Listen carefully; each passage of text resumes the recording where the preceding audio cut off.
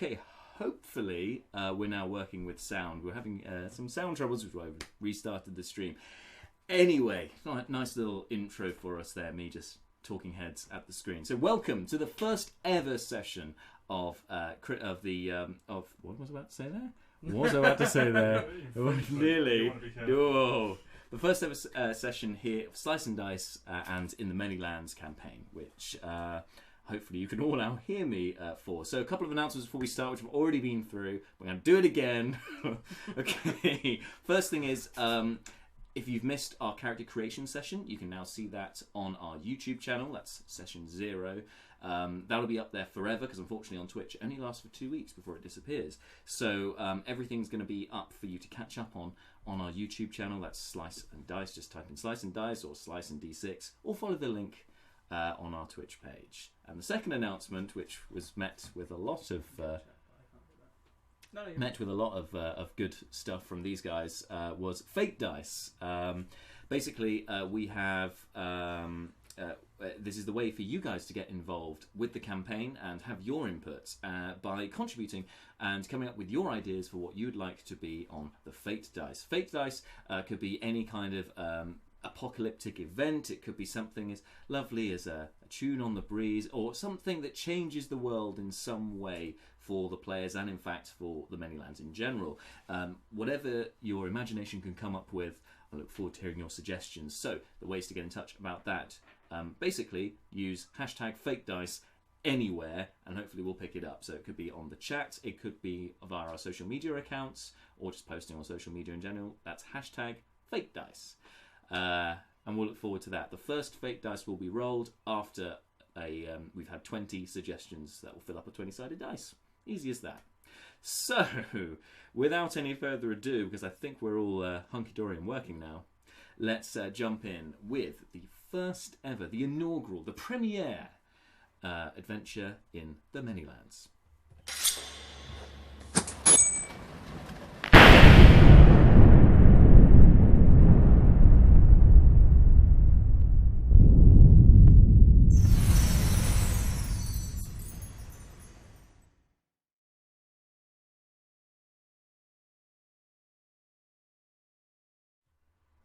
Okay, everyone. So hopefully this is all working a bit better now.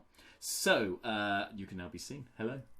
Hey. Good evening to DK and James. You may have noticed if you have been watching the character creation session that who was Dan is now DK, and who was DI is now going to be Dan, because it just flows better, doesn't it? DK, you're happy with that? Makes sense. Sounds good. The feedback I received was that everybody, including Dan himself, hated DI. I got that too. Literally everyone hated DI, so fair enough. Dan and DK, let's go with that. That's as a confusing. person or just the name?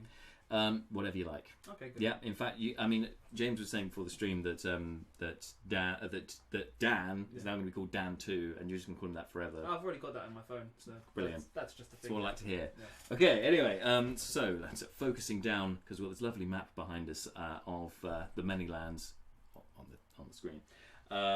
So, like any good D&D campaign, let's start off with a little bit of background, a little bit of a monologue by myself, just to establish some of the themes of what's going on in the world of the Manylands.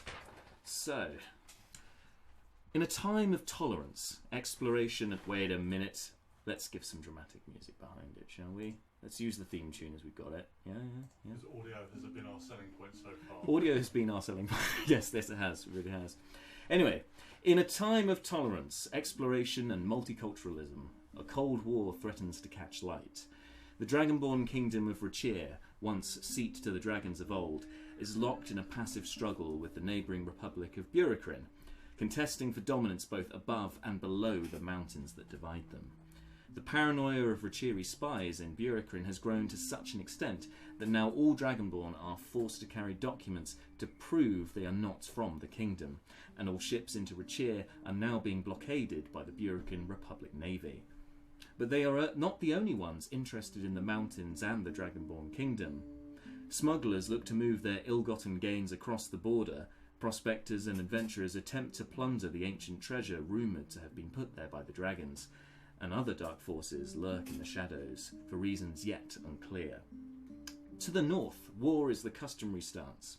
The lands of Eruskin and Provincia, two tribal nations, one of savage orc tribes and the other home to the Horse Lords, clans of men and dwarves, continue in a ceaseless struggle for the remaining habitable territory before the Great Ice Reef. To the west, the forest nation of Loranlas, a sprawling mass of nature, have so far stayed out of the Cold War, but the High Council, much like their denizens, are mischievous folk and always have an ulterior motive. They're now looking at the map, which is great. To the east, a war of words. The plains of the Crowflies are under the jurisdiction of human noble houses, with the three liege houses squabbling over rights to land and resources, all while their industrious expansion cuts down the forests where their guardians are beginning to awaken. Below them, the arid deserts of Isk, run by a diverse collection of guilds, the Golden Way Consortium, opportunistic and ambitious groups constantly looking to get one up on the competition. To the south, across the Star Sea, lies the secretive elven empire of Fallen Stars, a proud dynasty with a checkered history, and also the birthplace of the first Mer-Elves. The health of Pelagius II wanes, and rumours suggest he will abdicate for his daughter and only heir, Arienne, who would be both the first ever empress and first Mer-Elf ruler. And in the far east, away from the rest, the mysterious barren state of Kothar, a land of untold magical power, and once belonging to the most fearsome of dragons, and someday, some say, they may be reawoken. Aside from nations, ideological wars rage too. The converted of Burikrin promote the message of the Great Eight, the most popular and established polytheistic culture in the Manylands, but have recently found opposition in the Dwarven Creation Collective, who believe in the one creator god, Fairfan. The monks of Burikrin's Barkfang Monastery, as well as those of Isk's House of Glass, believe only in the balance of the light and the dark, and have upped training of their followers in preparation for the coming dark. Where am I? And there are those that still worship the ancient dragons as gods, along with a plethora of other deities.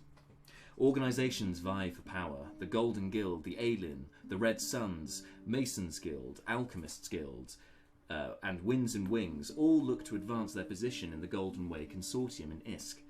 The Order of the Broken Fang continues to pressure the bureaucratically mired Burikrin Senate for funding, insisting that unnatural, corrupted beings are a growing threat in the wilderness.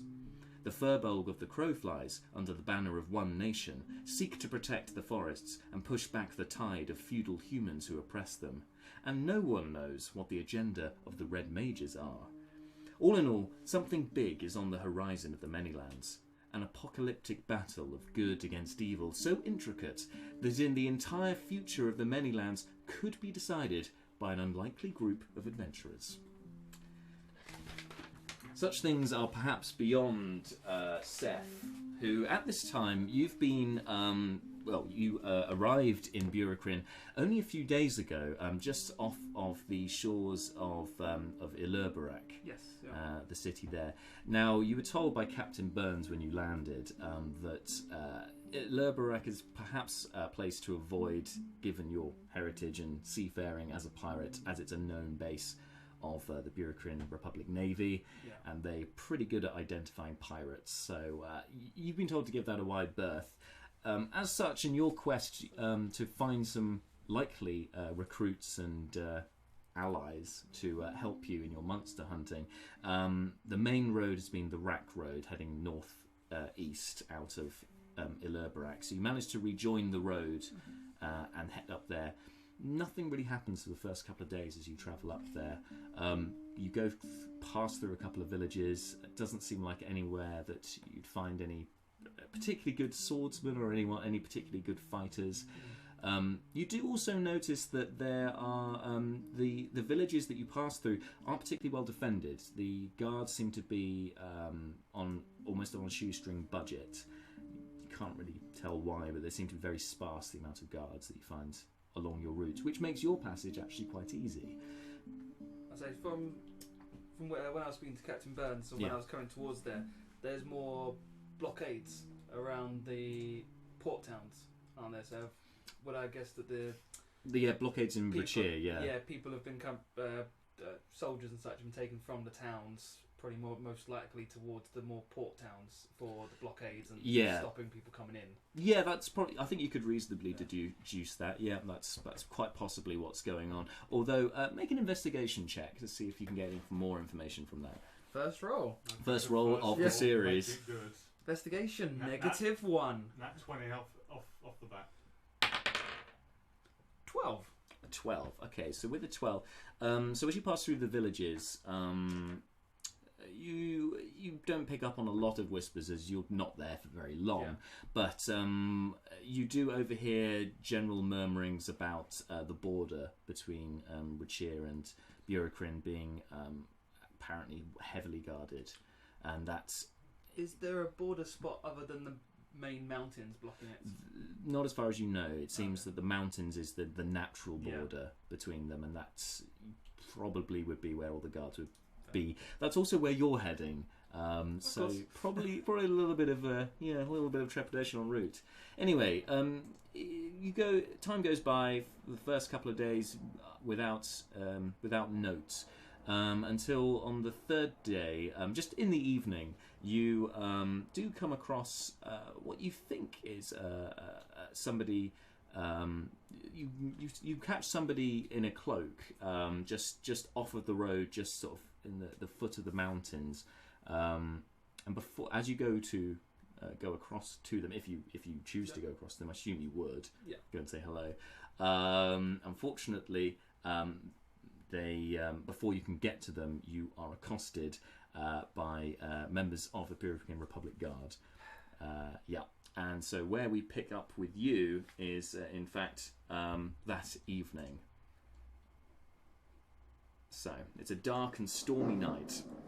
As the dark carriage trundles down the wreck road, it would be relieving to be out of such a storm that's literally, it just came over in the last hour or so. It would be very relieving to be out of the wet if it wasn't for the fact that you are in a prison carriage, arrested with 3 other reprobates along there with you. Inside it's very Spartan, you might say. There's a wooden seat, which is the most comfort you guys are offered. It's basically wooden benches. And you are all manacled up. Your items have all been taken. You can, as you do have time for this when you're arrested, because you're a rogue, I'll let you do this. You can either make a deception check or a sleight of hand check, your choice, to see if you can smuggle a small item. You just need to tell me what it is before you do it. So it could be thieves' tools, daggers, that sort of thing. Cool, I'm going to go with sleight of hand. I'll go for the thieves' tool. You're going to go for the thieves' tools. Hopefully help in escaping. Okay, so you can try and sleight of hand your thieves' tools to hide them before you get arrested. Because you do get warning. For the last investigation, which was -1, sleight of hand +6. Okay. That is a 9, so it's 15. 15 is enough. You do manage to just up your long sleeves, put your... or wherever you would like to put them. That seems like the most logical place. Go with up your sleeves. Up the sleeves, rather than in the trousers. Go with up the sleeves. That's good. That's really useful because your hands get manacled, and in fact, all 4 of the prisoners are manacled, with a chain coming off of your iron manacles, going towards a central ring just mounted to the floor of the caravan, of the carriage. So you're hooked in essentially to that, which limits your movement as you try and move around and itch your face. It's actually quite difficult to reach your face. When they arrested me for walking, did they say where they were taking me? They did, but in fact, actually, you didn't catch it the first time, but that is reiterated. In fact, it's being reiterated right now as you're in the carriage, looking out, stare out at the gloomy night.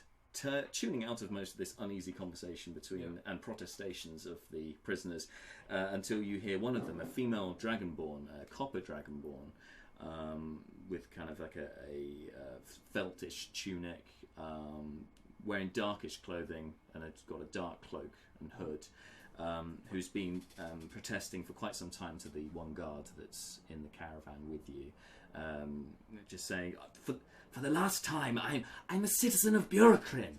My brother and I, we have a house in Runda.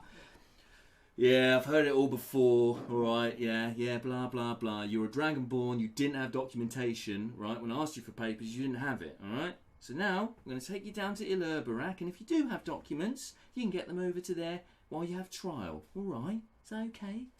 She looks pretty miffed at this situation. He then turns to you. He goes, "Hey, that scarf down off your face. Let me see your mouth." Can I actually raise my hands to the manacles? You can certainly try.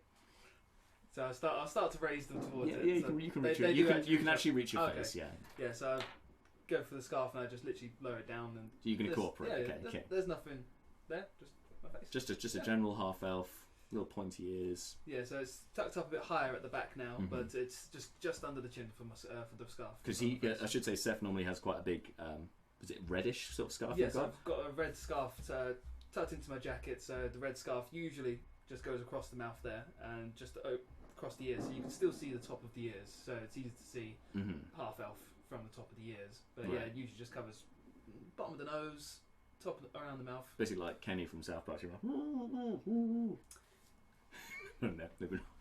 Yeah. No, okay. So you remove that and he goes, "Don't think I don't know who you are. I've seen your kind before." Does he know who I am? You can make Right, an insight check. Yeah. Insight. 10. 10. I mean, he's as guards go. I mean, you are of the opinion that guards are not particularly perceptive. However, there is something slightly unnerving. You're not sure what he means by he knows you, because for you that could mean many things. Oh, okay. Anyway, he then interjects by saying, "Bloody pirates. I'll send you back, and we're sending you as well to Ilurbarak to await trial, all right? You're going to await trial, they'll see you're a pirate, and then you'll be gone from Burikrin, because we don't want your rabble around here." I imagine just going to stay quiet and start to look down a bit. So hands go back down, look down a little bit. But I'm going to wait till someone else starts hopefully the Dragonborn starts to talk again. And I'd like to see if I can start to use the thieves' tools on my manacles. Sure. While she's talking, hopefully arguing with him. So I'm sort of just looking down a bit dejectedly, but hopefully going to try and get the manacles off. Well, interestingly, the Dragonborn isn't the one who speaks up. When you actually, as soon as you look down, it's then the third prisoner, a halfling, who wears quite a big top hat with a little feather in it, but it's quite bent and clearly quite old and second hand and much used top hat. Wearing mostly this sort of sackcloth type baggy trousers, dirty shirt and stuff, like clearly in amongst it. He's also got quite a bit of soil stuck to his hands, and he speaks up and goes, "Wait, I don't know why I'm here. I've done nothing. I'm a well-reputed businessman. I'm a Royston of Royston's Rags and Riches, and all I did was I was acquiring some normal equipment as I do, getting my supplies from my suppliers, and then next thing I know, I'm arrested and put in this caravan." The guard turns to him and goes, "You were caught red-handed grave robbing near the border. All right? That's why you're here. You're well known to us, Royston. We know where you get your wares from, my lad. This time, you're going down for good." "Ah, well, that's a load of rubbish if I've ever heard it. I know nothing of the sort." And he turns and just looks out of the window. The guard then turns to the final prisoner. While you're doing this, turns to the final prisoner, who is who's a human, very bedraggled hair. You see like one tooth sticking out. He's got, what puts you on edge about this guy is that apart from being quite tall and emaciated, what's much more unnerving than his general demeanour and his general look is the fact that he's jammering to himself and he just continues to do this, and you notice that everyone else moves slightly away from him. The guard looks at him for one moment and just and he's about to turn back to you. You can do your... While he was talking to them, I wanted to start to take it off, but if I do get them off, I want to keep them on the wrist. You just want to unlock them, but they're still on. Yeah, much, cool. Yeah. Okay, this will be a sleight of hand check. You get thieves' tools proficiency added on to this. Yep. So I'm proficient with thieves' tools. So for that, it's do I just add? What do I add on? Well, see, now I think I differ from the official rules on this, because I might be wrong on this. But what I do is, because you're trying to break out of this, you wouldn't be able to actually no, forget that. You wouldn't be able to attempt this without thieves' tools or a key. So you just add your proficiency, which is +2, I think. Yeah. So I add that to my sleight of hand. To the sorry, this is how I do it. Yeah, so sleight of hand plus the thieves' tools. Because I'm using the thieves' yeah, so you get an extra +2 on top of your sleight of hand. To whatever I roll. Yeah, so it's going to be an 8. So 16 overall. 16. You think you got it off. You're not sure, but you think you've unlocked it. Both or one? One of them. Okay. Okay. The guard then turns back to you, but before he can sort of lock eyes and see what you're doing, the Dragonborn then sort of interjects and goes, Well, look. Maybe there must be some sort of arrangement we can come to. Maybe. I don't want to be arrested. I'm an upstanding citizen. There must be something that you can do. This is outrageous. And just she starts putting up this fuss. And the guard immediately, his attention is drawn to her away from you. So she's kind of doing you a favour. Yeah, I'm going to start to attempt the other one. Yep, sure. Go for it. Is that 6? So 14. 14. Okay, again, you think you got it off. You don't know because you're not actually taking it off, and given the angle and it's at night, even with your dark vision, you're not entirely sure you've got it off. But you think you've got it off. Yeah. The sort of the debate that seems to be happening in here about all of these prisoners claiming their innocence, apart from one for reasons. Then sort of starts to crescendo as the Dragonborn then sort of brings in the halfling to it and goes, look at this. We are not criminals. We are normal people. We just want to go about our lives. This is you know what this is? This is because I'm a Dragonborn, isn't it? This is because of the way that I look that you think that I'm some sort of spy. And the guard's then just like, well, look, there's nothing to do with that. You don't have your papers. I said that if you don't have your papers, it's the law. If you don't have your papers, we have to take you to court and we have to get you tried and proved to be a resident. And okay, this is right. If you guys carry on, I will start taking numbers. All right, don't make me beat down on you. And the halfling joins in. They all start talking over each other. It's building into an argument. Would you like to do anything about that? For the argument? Yeah. No. Literally, I just want to... So now, with its going full-blown argument, with the manacled hands, I just want to start to open them up. Sure. To see if they're both open. Okay, so first one comes off. Yep. You go for the second one. Yep. I need you to make a dexterity saving throw. That's not a good thing. Oh, dexterity. That is a good thing. That's good for you, yeah. You're a rogue, man. That's excellent. 19. 19, that's pretty good. Okay, the others didn't make that, but okay. So, almost in a sixth sense kind of way, you manage to maneuver your body as to shield yourself from the sudden impact that is just happening in front of you. From below, the carriage just explodes in wood and splinters just fly out. The entire carriage just lurches back. The front of the carriage with where the horses and the driver are just is separated from the rest of you, and between that there's just this sheer rock face just comes out of it. You are knocked down along with everyone else with the remains of the carriage that goes careering off of the road. You're just tumbling over. You can't actually see what's going on, but because you saved, you only take half damage. You take 3 points of damage, 3 points of bludgeoning damage. The rest of them taking 7. Just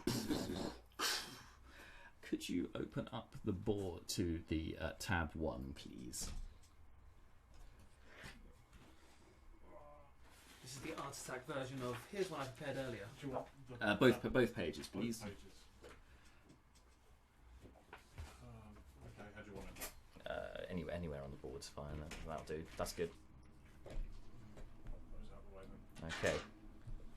So in that moment, it's like an explosion. It's like the carriage has driven over a mine or something. The way it's just exploded, but then this pillar of rock, essentially, and earth and matter just like comes out of the ground straight into the carriage through it, and it's all you see basically, like 10 feet above you as you then with the rest of the occupants, career down the hill off of the road and into the grassy area below. When you're now prone. Okay. Both your manacles are off. You did manage to get it, and you can see that the chain this where is working out for a better prison break, not part of a chain gang. Yeah, exactly. You can see that the other 3 are still attached to the chain, which is it's about 15 feet away from you. Yeah. The guard is on the floor, quite dazed. Yeah. And what you see left of the carriage leads in a trail of debris up to the road, and there on the road, looming over all of you, you can see a being composed entirely of rock and stones and boulders and Cool. So how far away am I from the road? So you are. Let's get the map out, shall we? Let's put stuff on the map so everyone can see. Let's bring up unarmed, big being of stone, lots of people tied up together. This You have 6 health hit points. There you go. He's perfect. Little earth guy there. I even brought debris. Bits of debris. Not that one. As far as you can tell, the horses at the front have scattered up the road. They bolted as soon as this impact happened. So bodies around me. There's 4. The 3 chain gang all still chained together with one central point. Yeah. And the guard that was in the back of us. That's right. I don't see the guard that was driving the carriage. Now we're going to just see where this... Okay, so that is the chest with all of your belongings is over there. So in the chain gang, you've on the ground here, you've got... There's the halfling. Just curious. The crazy man. For the scale of Lego. Yeah. Is the rock creature that tall in comparison to our Lego figures? About 15 feet tall, yeah. Cool. He's a tall guy. Not that one. Cool. Unarmed, single-digit health. Yeah, yep, everything's totally fine. There's you, currently prone. Can't actually see that because I moved that there. There we are. And yes, and then the Dragonborn there, also attached in the chain gang there. Let's put that bit where the chain thing is. There you go. So where's the guard? The guard, good question. He's over here. He's over there. Sorry. Okay. I know I didn't do any perception checks while I was in the carriage and such, but did I see an obvious weapon on him? The guard. Yeah. Yep. He had a sword at his hilt. At his hilt. Does that make sense? His belt. And he also had a shield, but he didn't have that equipped in the carriage. He had it actually to one side on the floor. Cool. That's now nowhere near him. Yeah. It's somewhere in the debris. As you all come to, need to roll initiative, please.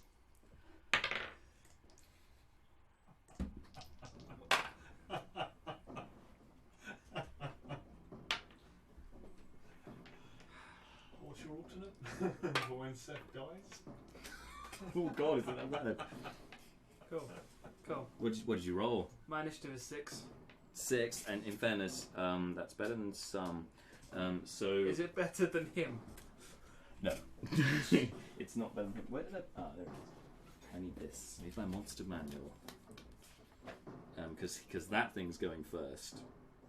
So, it's got a movement of 30 feet. Good to know. So, it's going to head down. 1, 2, 3. And it just moves through the debris as if it's not even there. It just casts it aside, doesn't even take any mind towards it. It's heading straight. It doesn't seem to have noticed you because it's heading straight towards the chain gang in the middle. And it's going to use its action to dash towards. You remember we started at level 1, right? Yep. Yes, I do. He's coming round here. He gets to there. That's his turn. So he's moved all the way down there. It's now the guard's turn. He's going to get up. Seeing that there's this giant rock creature in front of him, he's going to back away. He's going to back away a little bit, up towards the chest up here. Oh, of course, right by my stuff. He's also but he hasn't taken his eyes off of you lot, and he just kind of looks back up. Sorry, giant monster, and he's not. Still looking at me. he looks at the monster, then he's keeping an eye on you guys as well, and it seems that his focus is now more on what you guys are doing. He knows where the rock thing is. Yeah. I'll say that you see him do this. Well, you hear him at least, because he looks up and goes, "Nels, get back here!" And that's his turn. He's going to ready himself for what may or may not happen. Okay, so next is you. Really? Yeah. Wow. The other, roll badly on the others. So. Fair. So I'm going to stand up. Can I see how do they look like they're doing? They all look a bit battered and bruised. Are they awake? Are they conscious? Sorry. Yes, all three of them are conscious. Conscious. Cool. So I'm gonna yell over to the guard. Guard, throw me my weapon. You can't fight it alone. Make a persuasion check. Persuasion +5. 19. So 24. 24. 24. 20. You have a +5 on persuasion. Yep. Amazing. Okay, that's guard looks at you. Yeah. Just nods. It's not his turn, so we can't do anything No, yet. that's But is there anything else you want to do on your turn? Because you're a rogue, you've got bonus actions. You can do things. Not yet. Level 1. Those powers are level 2. What? The bonus action to dash, disengage? Or Yes. Level 2, is it? Oh. Okay. Level 1, dude. Am I just rubbing this in now? Sorry. Yes. I'm sorry. Okay, so that's him. Well, I've got. That's you. So I've spent half my movement to stand up. So I've got 15 feet, and I'll most likely dash to get closer to the weapons. I really hope this ends up being like Ace Ventura. He throws you your sword and it just impales in a leg. So 5. I'm just checking because there's fire on there. That's not an actual campfire, is there? There isn't actually a campfire. Okay, no. just checking. Currently, no. It's still chucking it down with rain. It's still wet, 15. sludgy underfoot. There's a lot of mud. Lightning occasionally as well. It's not a nice atmosphere out there. Actually, no. I'm gonna go close. This is the. No, is that the Dragonborn that I'm close to? That is the Dragonborn, yeah. The Dragonborn. Cool. Get all of them unlocked. Is there any way I can separate the chains here in the middle?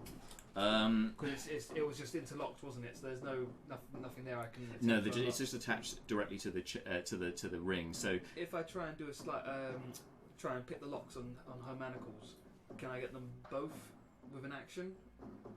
Or would it be just one? I would say you can unpick her manacles as one action. I'll let you do that. Yeah. So but that'll have to be next turn, won't it? Because you've already. No, so I've literally just moved the rest of my movement 15 feet. Taking an action. Oh yeah, because you just talked to the guy and I did a persuasion roll. Yeah, Yeah. go ahead. You can try and break her out. Go for it. Is that again sleight of hand? Yeah, sleight of hand plus your thieves' tools. Cool. 18. 18. It's off. You got it off. She looks up at you and just nods. Yeah. Like she knows what's going on. It's her turn next as well, so Good. that's The convenient. one that can breathe fire. It's copper dragon fire, isn't it? Yeah, I think so. Yeah. No, I think it might be acid, but I didn't write it down. But I'll check it. yeah, check it. Anyway, she's not going to use her breath weapon. Funnily enough, this turn. Anyway, it's now her turn, so she's going to get up. I'm not really in a square. Sorry. She turns to you and she says, "We can't win this fight. We have to get out of here." I was like, help them up. She sighs and she pulls out her own thieves' tools and she goes. Ah, I made the right. I'm calling it. She actually is a goes. spy. She goes for the halfling who's nearest her. She'll make a sleight of hand check. Okay, so the halfling is now backed up to you. Yep. He's now out of his chains. It's just the human, The crazy man. The crazy man is the only one. The feral man, you might say, is the only one left in his chains currently. It's now his turn, and he starts thrashing, like yanking at the chain to try and break himself free. To no avail. He's still chained up there. He does manage to stand up, but he can't move from his current spot, and he's just more just like shouting and screaming. And you see he then pulls out an arm and he goes to bite his own arm, which is on his next turn. Cool. Yeah, he's a weird guy. Top of the order. It's now. Guard? It's now this guy. He doesn't get a turn this one. He unfortunately he does. No, He's that's not moving. how the game He's moving in works. towards you guys. And you just see he doesn't even. Well, this being doesn't really have a face, but it seems to be single-minded, and it's just focused on this one goal, and that is the little halfling next to you. Oh, good. It goes to make a grapple against him. Not me. It succeeds against the halfling. Picks him up in one giant hand. And much to his protestations, like, what do you mean? What did I do? And he starts heading. He just pushes past you guys. He then, on his way through, smashes into the. Just stomps down on that ring that was holding the chains, Yep. which then breaks, setting free this guy who, In his moment of confusion and sudden joy at being set free, then doesn't just sort of freezes up like, before a foot comes down onto him. Yeah, it does hit, and he gets squashed and dies. unfortunately, just Buried in the ground. as this thing continues on its way. Goblins, man. Like, level 1, goblins. It's like, Goblins would be nice. squishy. Like, a bird or anything. Anything I could have hit. And starts heading away. It's now the guard. Throw me that damn weapon. The guard is so he's up there. He sees this thing coming towards him. He's also seen the Dragonborn run off into the woods there because she hasn't managed to hide. So he seeing the two, goes in pursuit of her. Runs off this way. Getting to there before pulling out a dagger and just throwing it at her like, you won't get away with this. He hits? She takes 2 points of damage. She takes 3 points of damage. But she takes a dagger just in the side. Doesn't seem to do too much damage to her. She managed to sort of glance it off. Yeah, that's his turn. So next is you. Cool. I'm gonna yell to him. Thank you for the weapon. Thank you. That's very helpful. Oh yeah. So God. Still unarmed. And the giant thing which can kill someone by stepping on them has taken the halfling. A lot of big questions here for this one. For First encounter. What are we going to do? yeah, I can't fight. Can't do rogue things. He's definitely dead, right? Squished out, right? I mean, he got crushed. Just checking. You heard a sort of sickening crack as it went down. You're pretty sure he's dead. Cool. It's not been paying attention to anyone else, has it? It doesn't seem to, no. Seems to be quite single-minded in what it's doing. One of your signs then, but cool. I'm gonna attempt 5, 10, 15, 20, 25, 30. Going to dash 35, 40, 45, 50, 55, 60. I want my stuff. Okay, so you open the box. Yeah. Could I? Is that be my free action? I'll let you use a free action open it if you want. Yeah. Because I did want to yell at the guard again. One or the other. Which one Yeah, would you like that's to do? why I was. What's more important to you right now? I can get my stuff next time. But I need. They're gonna be fighting, so I'm gonna yell at both of them. So, both of you, stop fighting each other. Fight this thing. Just gonna yell, but mostly at the Dragonborn because I know she's gonna retaliate from the dagger that's been thrown her side. So it's mostly to her, telling her to stop. Like, don't focus on him. Focus on this. Okay. You can make a persuasion check. 23. 23. I am persuasive. You are pretty persuasive, apparently. It is now her turn. Pulls the dagger out from her. Throws it to the ground. No one's going to throw me. And says, and she shouts at you, "Don't tell me that, tell him!" And she's going to... she hides. That's her action. She manages to duck into the bushes. That's her turn. Oh. The halfling's turn. Let go of me! He's going to try and escape. Yeah, he definitely didn't. He rolled a 2, so it's not gonna work, is it? No, he doesn't. He doesn't succeed. And the other guy is dead. So, so it's straight to the top again. It's not a golem, but this. So I'm just calling stone. This thing keeps stone going. giant. Just over this way. It seems to be heading in the direction of the mountains, and it now picks up into a run as it just starts making its way, unhindered, of course, because a halfling is a small creature and this is quite a large creature, making a beeline for the mountains. Okay, it's now the guard's turn. So he's got a choice: come back towards me or go after her. So he looks at you. Yeah. And looks, and he seems undecided. He seems to be thinking about what you've said and thinking, looking at this thing that's now heading away, the immediate danger, and he's trying to suss out the situation from what you can read on his face, because he's a guard, you're prisoners. There's a thing, a massive force of nature has just walked through and just decimated everything, and he's just trying to process everything, and he seems to be shocked into silence and shocked into inactivity. He does nothing. Okay, it's your turn. Cool. I'm gonna open the crate. Open the crates. Okay, so inside the crate, you find, as well as your items, all of your items are in there. But in addition to that, you also find a rapier, a packet of fine sand.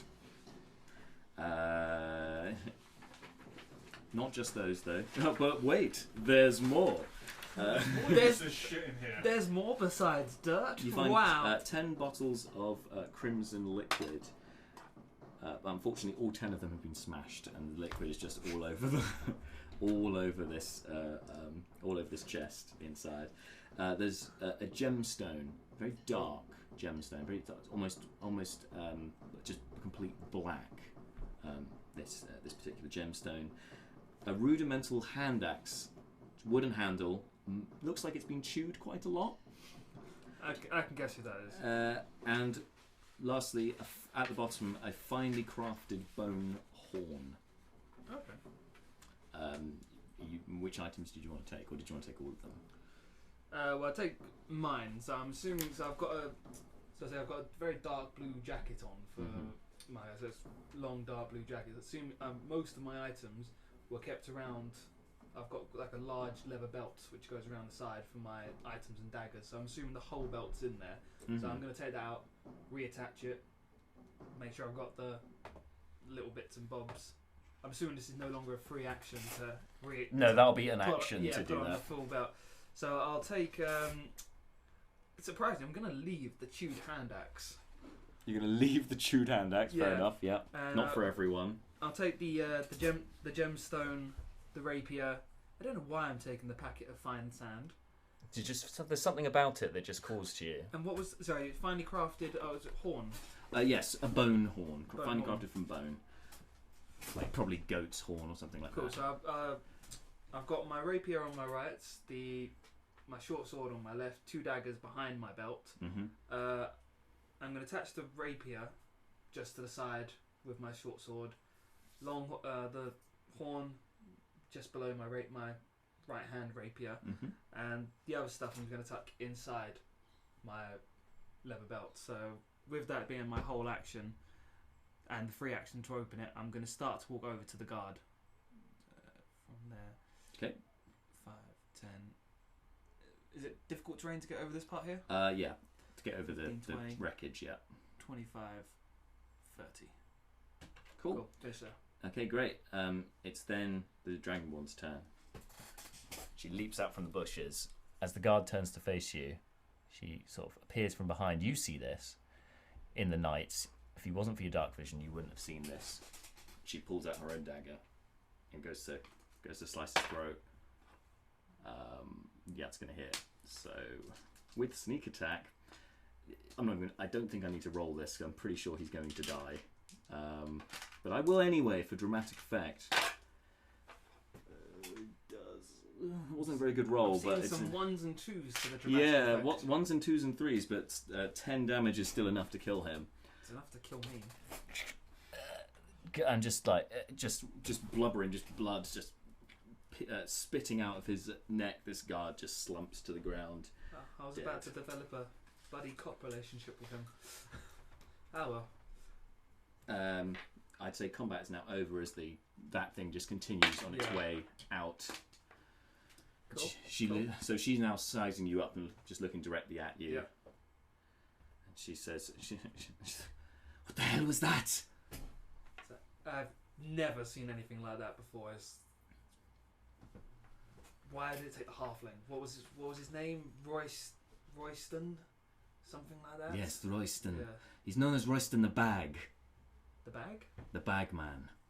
Is that for the grave robbing? Yeah, yeah. He's I've crossed paths with him before, but I wasn't expecting something like this. I didn't think he was important enough for something like this to happen. So, we best get out of here. I think there's no explaining this. Did you see that thing? There's no markings on the ground where it came from. And you look over, and the road. There's no trace. No, it seems to have just moved through the earth as if it wasn't even there. That was going to be my next plan of follow it. That's not Jane. Yeah, it doesn't seem to be leaving any tracks on the ground. So I'm going to ask him, like, do you know where we've ended up? It's like, because we got taken, we were going through the road, we were a few days northeast of, what's that one? Ilarbrak? Where did I start? Yeah, Ilarbrak, yeah. Oh, Ilarbrak. So we were north. That's where they were taking us. So we're taking back. Do you know how close we are?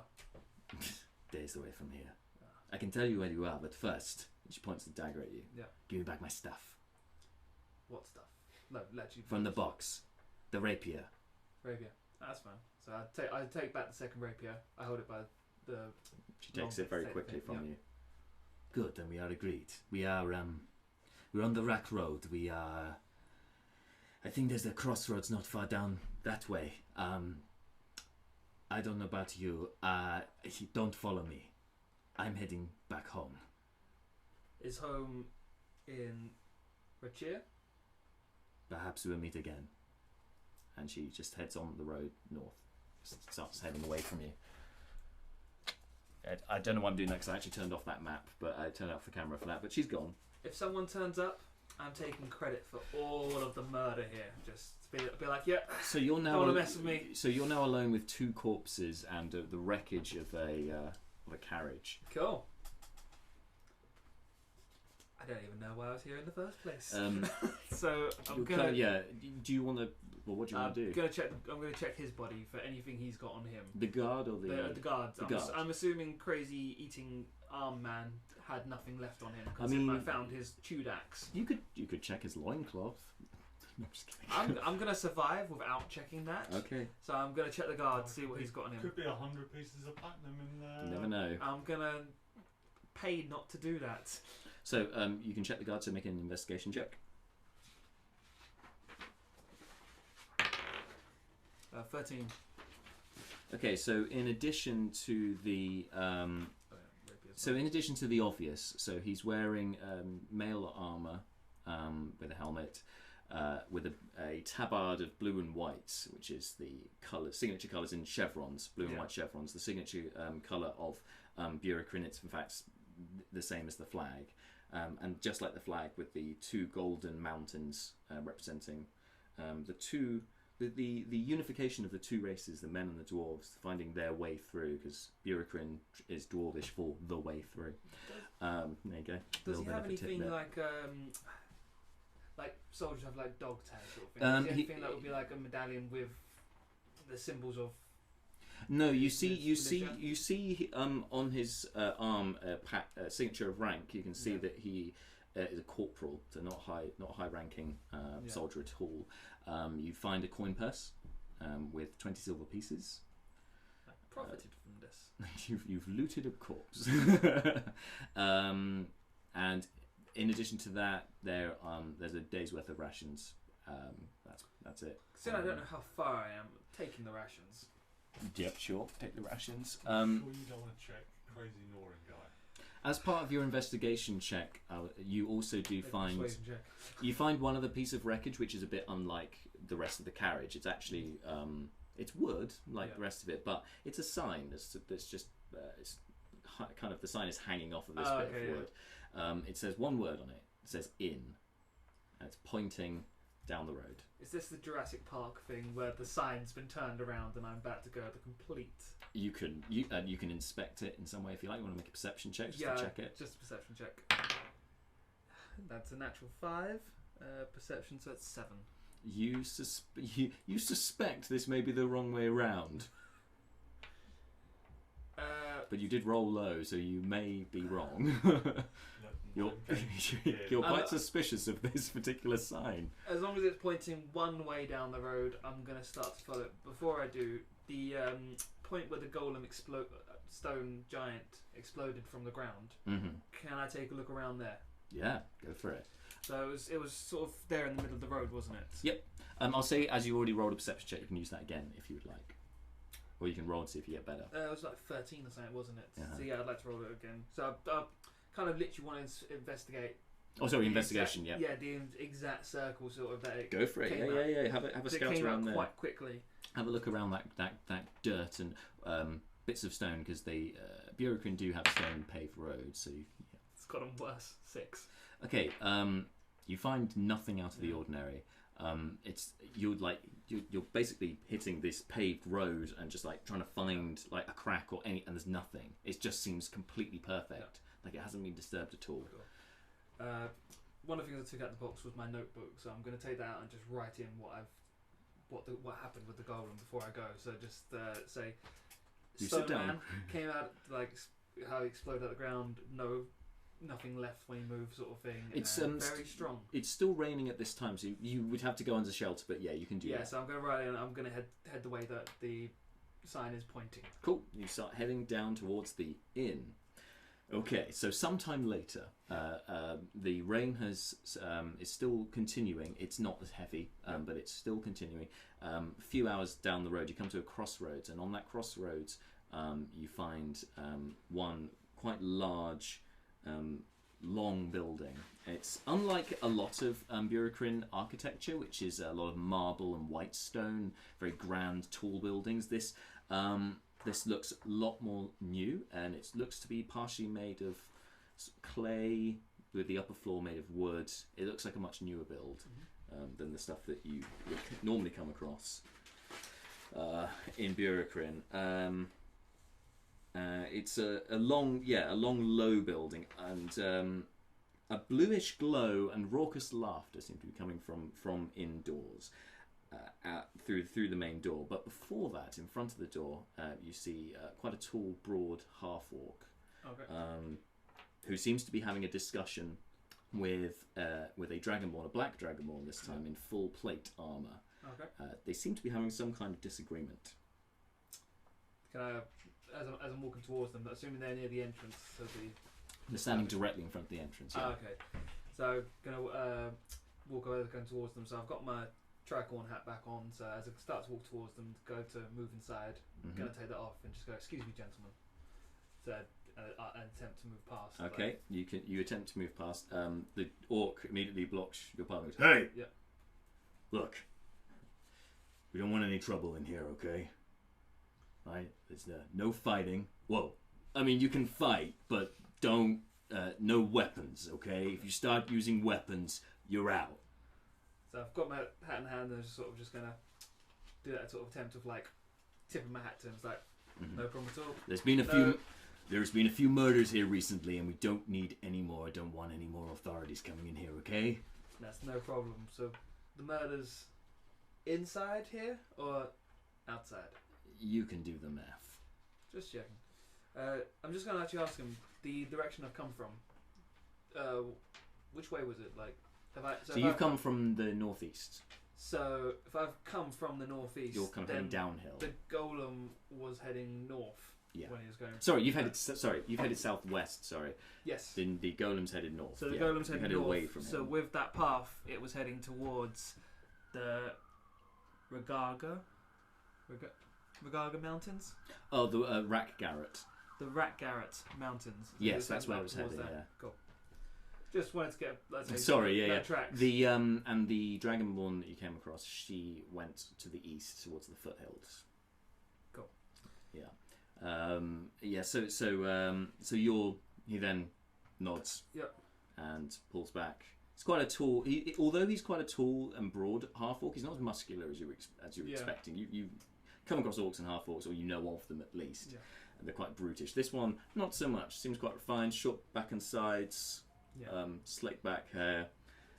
Also, you notice has a little sort of satchel with a book poking out of the top, and he just waves you on, lets you in. Right. And as you enter, you hear the Dragonborn going, "I am a representative of the Order of the Broken Fang, and you won't let me in. You let him in. This is ridiculous." And you enter the tavern. Cool. So yeah, I'm gonna head straight to the bar. So as you walk into this, it's quite a sight as you walk in actually, because immediately in front of you is this like 10-foot by 10-foot tank of water, and it's got this. It seems to be lit from underneath in some way. It's got this casts a bluish white kind of glow. And there's some harmonic music playing in the background at the same time as this happens. It seems it's in the middle of a show. A lot of the patrons seem to be gathered around and watching this particular event in the tank, and you see a beautiful merfolk, mermaid as it goes, with sort of pinkish hair, waving in the water, waving a ribbon around, doing some kind of dance of some kind, and just flowing rhythmically with the music. And some of the patrons just seem to be entranced by this. Others, not so much, who are up at the bar, taking some drinks. To your left there seem to be a few booths which are shuttered off with sort of purple drapes that kind of give them some privacy in these booths. And you can see the bottom half. You can see there's a few people in the individual booths. But on the right hand side is the bar. You can see there's a few patrons up there who all seem to be raucous amounts of laughter. There's a bit of not tomfoolery. There's quite a bit of camaraderie, a bit of shoulder barging, and a bit of rough and tumble at the bar between jostling for position. Apart from on the far end to you of the bar, where it's completely the opposite. It's very still. There are 3 characters there, one of which takes your eyes straight away because they're 7 foot tall and they have the head of an elephant, which is not something you were expecting to. You've never seen an elephant before. Yeah, I don't think I've seen elephant or anything like that. And the 2 dwarves that seem to be accompanying this particular elephant man. Unlike the rest at the bar, who are very rowdy, they seem to be bored, for lack of a better word, to the point of possibly falling asleep. Cool. So I'm gonna head up to the bar. Are there seats there, or is it just? Yeah. So there's some bar stools along this wooden bar stools along this bar. Quite a big old bar. Just gonna hats in my hand. Just gonna put that on the seat next to me and call over the barman. Well, as you get there, you see that there's like as you look over, there's almost a raised bench behind the bar, and you can see this one gnome in a lavish sort of felt green jacket and waistcoat, like a 3-piece suit. It's green 3-piece suit with a very, very hipster turned up moustache, like it's twiddled round all the way around, Poirot-esque moustache. Seems to be sort of male pattern balding on the sides of his head, serving some drinks, and then comes up to go, hello, and welcome to Flaming Jack's Bar and Grill. What can I get for you? It's just got a very exasperated side. Something strong. Something strong, you say? Well, perhaps you'd be interested in Flaming Jack's challenge. Why not? And he points at a sign just further on the bar from you. Yep. There's two signs. One says "Wanted Monster Hunters," and below that it says, "Why not try Flaming Jack's challenge?" Yep. The details of which it says underneath, but you can't see it from where you are. Okay, so I'm just gonna say to him, "What's the challenge?" Well, I have my famous recipe of Jack Booker, Flaming Jack Booker. If you can drink 3 of those cleanly, you'll get free drinks all evening. No, don't write that down. That's stupid. I need to look him for it later. It's my own Well, recipe. the video, it's fine. Oh, true. It's if you can knock down 3 of those without, any adverse side effects, then free drinks all night. How about it? Let's go for it. And shake his little hand, and he's like, right. And he calls out to the cook, 3 for Flaming Jack's challenge, please. Right. Now, anyone else here at this bar like to try Flaming Jack's challenge?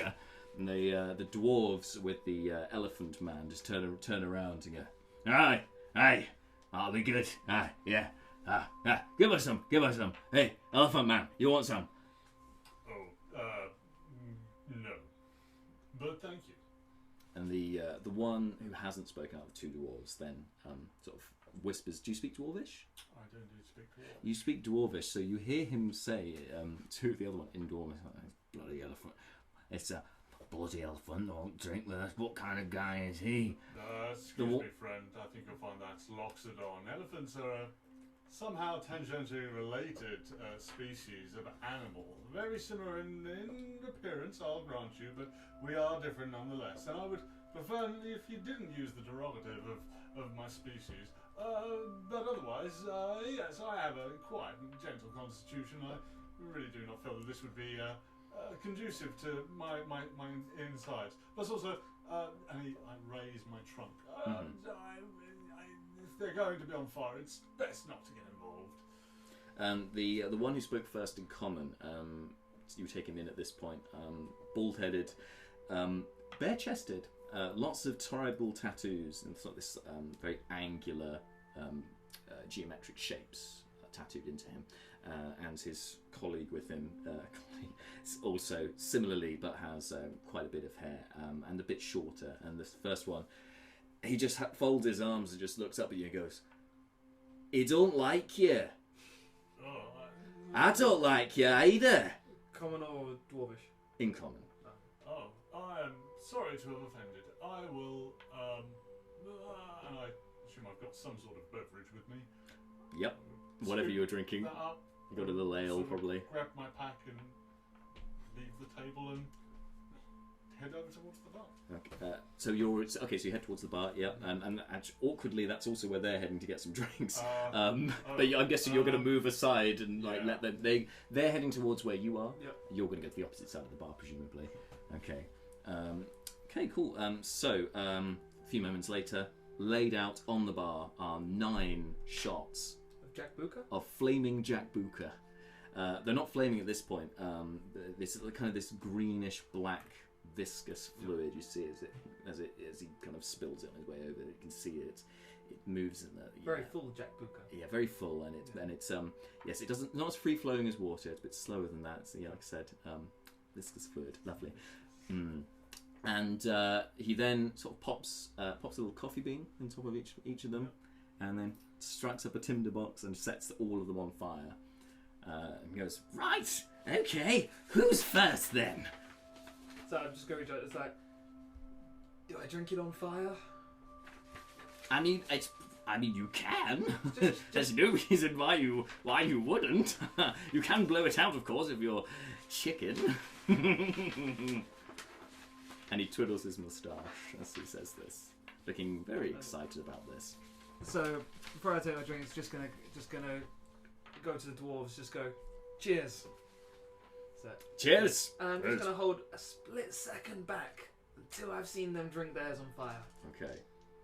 They They both blow out theirs before they drink. Just checking.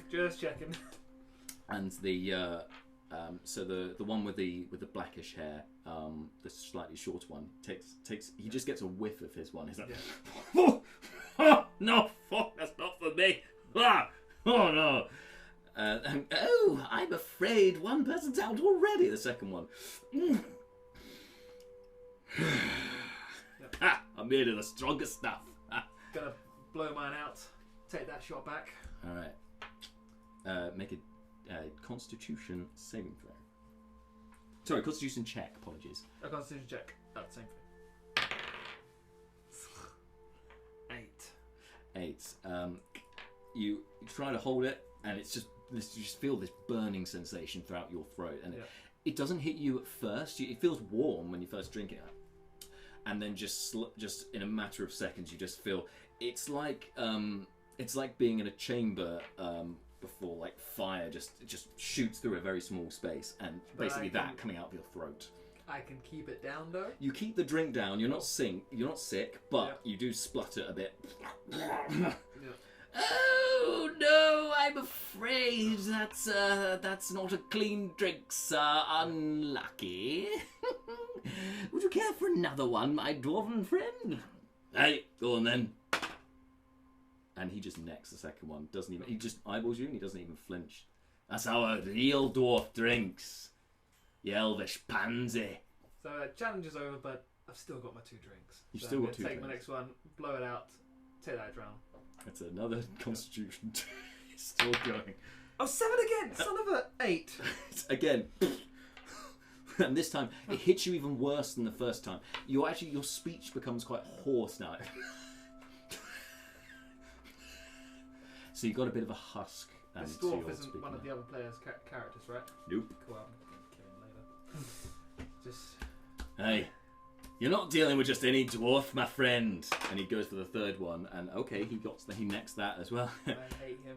He just drinks it. He goes, "You're dealing with Mace Flint, a clan Flint of Provincia. We're made of the strongest stuff. Come back to me when you want a real challenge." And he I'm going to drink the third one. You drink the third one. Make the I still blow it out. Okay. Are you doing this? Are you trying to do this so that he sees you do it, or are you going to let him? He's still there. Okay. What did you roll? 1. A natural 1. It's a natural 1. Yeah. So you eyeball him, and you're like determined. Chuck this drink down, even though the first 2, like once bitten, twice shy. You burned like so badly, and you're like horse breath. Like you get the third one, and this one gag reflex kicks in, and just projectile vomit on the dwarf. Yes. Onto his bald head. I can live with this.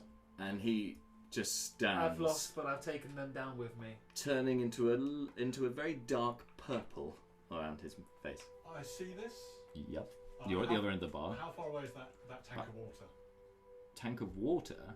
The tank you came past. Oh, it's about 40 odd feet away from you. I'd like to run into the tank of water. Sorry, I see where this It's is going. 10 feet. The tank is 10 feet. It's 10 feet up. So it's glass, but it's 10 feet. The man's But eight the feet tank tall. is at 10 foot tall. Yes. Yeah. Okay. Well, I'm 7'3", Yeah. and I've got a trunk that's probably about another 3 foot. So Yeah. I don't think I'll probably just get in there. If I go, I grab a stool, go up, Okay. get the trunk in there, Okay. take a big old of water in, Okay. run back, and I'm like, it's okay, I've got this, and I just dump the water in my trunk over the dwarf and just sort of make to pat him down. I'm so sure he meant nothing by that. I just, there we go. So just to take this back a little bit. So you've run over to the tank mid-performance of the mermaid Forgot she was in in the there. tank doing her thing, just like waving this ribbon around. It's all, this melodic music. It's all very exotic. The audience are entranced when this lumbering 7-foot Loxodon, elephant man, runs in, props up a stool, puts your trunk in, just take maybe 1 foot of water out of it. Yeah, as much as you can probably hold. Probably about that. Right? She just stops before me, and they're all just looking at you, and you run off. You don't even notice this happen. They're all, huh? The dwarven sort of savage-looking barbarian type who has vomit all over him. You then just unload the water onto him, washing off the vomit. Yeah, logically that would work. Yep. You also just emptied a load of water onto him. And is there a bar mat or some description, or make a perception check. it's gonna be 20. No, wait, sorry, 19. 19. Where was this for my constitution? As far as you can see, there aren't any on the bar, but you do spot behind the bar. Actually, you get a good view of the bar in this time because you've got height. You can see it. So, so you can see that there are a couple of sort of towels that have been in one corner of the bar. Looks like a sort of washing up area, just tucked into the side. At the it's the nearest end to where you guys are. You're sort of in the right hand corner. So it's near to you. It also catches your eyes, mounted on the wall behind the bar, is this very fine-looking dagger. It looks like it's made of it's like a whitish colour. Looks like it's made of pure bone, and so it's a whitish handle. Looks like a bone handle. The blade itself, instead of being the sort of silvery grey steel or iron that you're used to seeing, it's a much darker sort of blackish colour, and that's mounted very proudly, it seems, behind the bar, as well as seeing a nice big sign about the Flaming Jacks grog, and there's like a barrel with Flaming Jacks carved into it. Those are the two things that catch your eye behind the bar. I would like to grab one of the towels. Grab one of the towels? And just sort of, whatever, and just sort of start to pat the dwarf down. I'm awfully sorry that. There we go. That's feeling better. No, there's no need for any sort of altercation here. Okay. Just, yes. Flint, was it? There we go. Make How's he looking? make a persuasion check. It's gonna be. What is that? That's gonna be 10. So when you go to pat him down, he just grabs your arm, well, as much as he can, dwarf to Loxodon, and just fixes you gaze and he goes, "Don't touch me, elephant man." No, I'm sorry. But Boys, Loxodon- he's starting on me. As he says that and says that to her, I'm going to stand up and I'm going to put the hand on the rapier and just sort of press the thumb to the top of the hilt so it just starts to come out. I'm say to him, it's like, you know the rules. For weapons, we step outside. You don't need a weapon to face me, unless you're checking. I'm not taking my hand away from my weapon. Roll for initiative, both of you. And let's bring up a map, shall we? Okay. Let's change this music to something more intense. Bar fighting.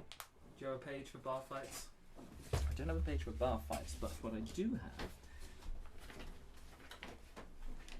is something I made earlier. You're very What architect. it means to say is, this is exactly what he's got. Yeah. It's a thing for bar fights. It's a good book. It's a really cool book. Yeah, I'm it's very pretty happy with useful. this. Yeah, No, that's I not prepared at all. I told you I prepared it. This just wasn't already built. So Let's give you guys some view. So this time you've got. So you guys are all up at the bar. Yep. So you've got your dwarves here, and other patrons and such. There's you. There's you. It'll do. I'm not really asking a lot from Jack for being a Loxodon. I don't want an exact replica of an elephant for my mini. It's fine. So lace For a second, I thought it was the guy from Star Wars. The was it Jabba the Hutt's assistant? He's got that sort of long part going around in there. I thought that was that for a second. And his buddy, who's gone and sat down over there, couple of other patrons. I wouldn't have guessed beard. I thought this was like a half Cthulhu type Lego. Yeah, it looks a bit like a mind flare, doesn't it? More on that story How many later. dwarves are in this bar? So there's 2 dwarves. That's a human. There's a human over here. These are just patrons. I'm just adding a bit of colour. Okay. I'm just wondering, when he said boys, how many people responded to that? Well, I guess we'll find out. So I think you're directly in front of him, given that you are patting him down. You have to be reaching behind the bar and sort of have to move around that space.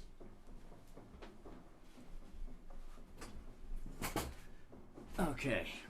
So what did you get on initiative? I'm going to write down this time. I got 18. 18. 13. 13. That's not bad actually, because they get their stats.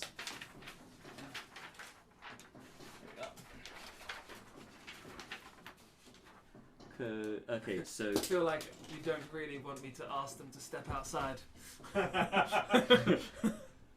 no, these guys are brawlers. Okay, they love a good fight, and being their provincian background, they like to punch things. They like to a show of might is quite common. You don't know much about Provincia, but they are known for sort of Conan the Barbarian types.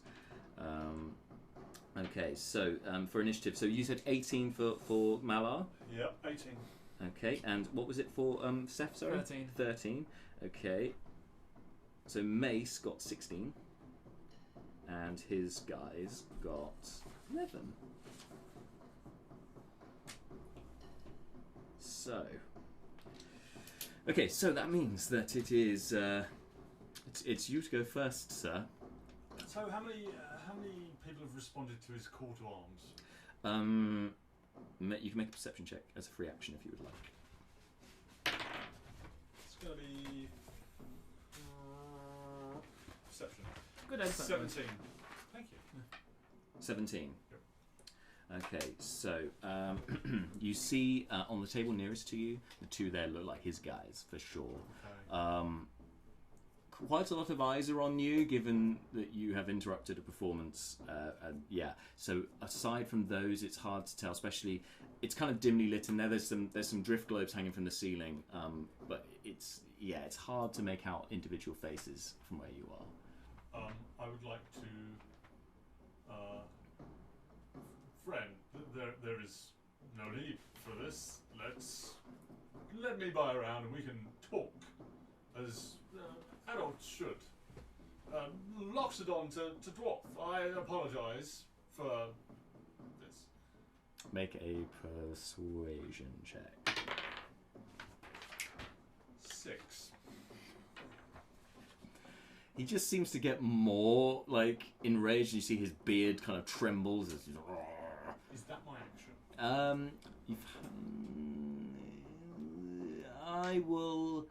I'll say that was your talking, so you've still got an action. Okay.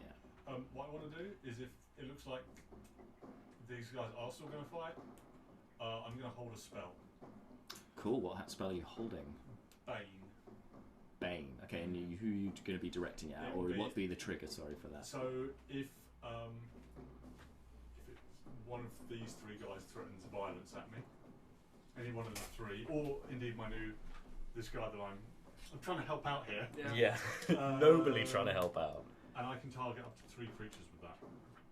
So it'll be all 3 of them. Okay, great. But only if because I've spoken to them. Why would they want to attack? I'm trying to trying to be reasonable here. be reasonable here. So that'll be that's what I'm holding. Okay. So he goes to pick up a chair, smash you with the chair, and you release Bane. Bane, so I need a charisma save from everybody. Okay, and what's the DC? It's 13. 13. Okay. Mace makes the save, and his two guys fail. Okay, so his 2 guys, whenever they make an attack roll or saving throw, roll a d4, subtract that from whatever you roll on the d20. And that's just for the next turn, is it? No, that's for the next minute, as long as I maintain my concentration. Next minute, okay.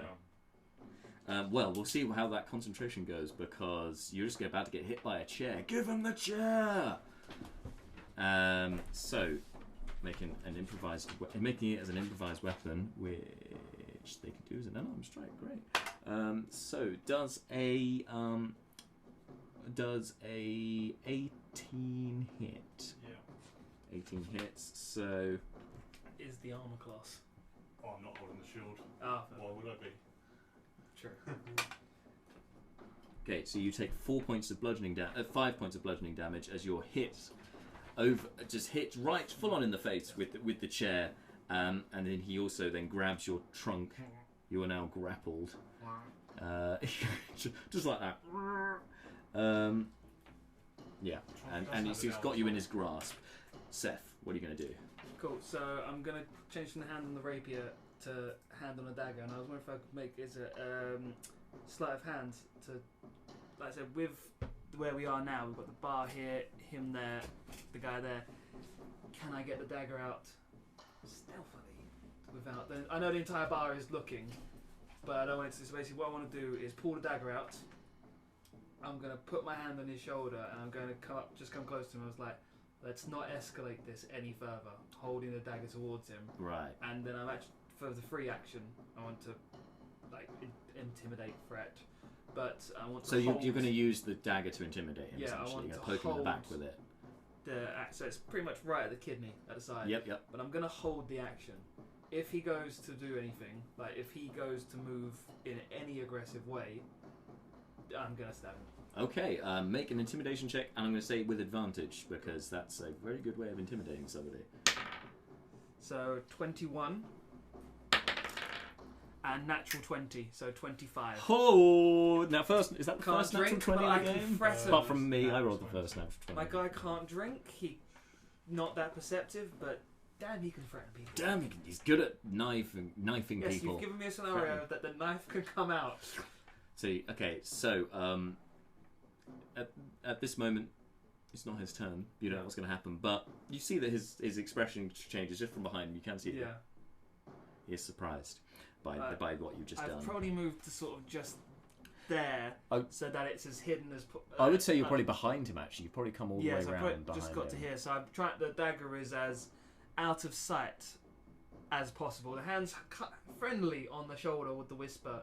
The hand is to the kidney. Got you. Yep. Okay, cool. That all makes sense. Anything else you want to do? Is that your turn? I don't have anything to do with bonus actions yet. No. Level 2. The far off dream. Okay, so it's now the brawler's turn. Yeah. So they come up behind you. Seeing you come up to their illustrious leader, and also seeing that you got hit by the chair, these guys follow suit. This one comes over, grabs a bar stool, runs at you with it. It's going to hit you with a bar stool, or try to hit you with a bar stool. Minus the D4. Minus the D4, good point. So currently it's on 17, so minus the D4, minus 1, 16. Hits. 16 hits, that's unlucky, that's unfortunate.